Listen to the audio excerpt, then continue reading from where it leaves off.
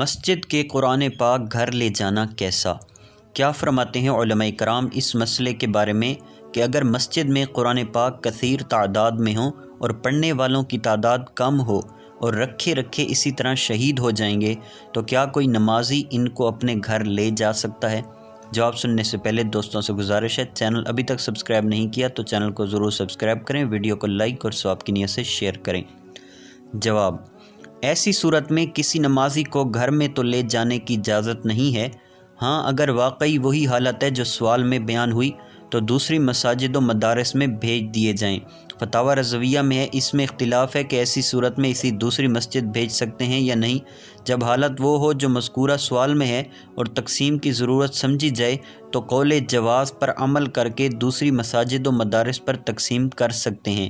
اس شہر کی حاجت سے زائد ہو تو دوسرے شہر کو بھی بھیج سکتے ہیں، مگر انہیں ہدیہ کر کے ان کی قیمت مسجد میں نہیں صرف کر سکتے اور نہیں لگا سکتے۔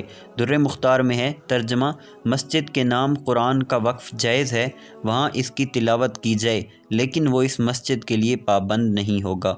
واللہ اعلم عز وجل ورسولہ اعلم، صلی اللہ تعالی علیہ وآلہ وسلم۔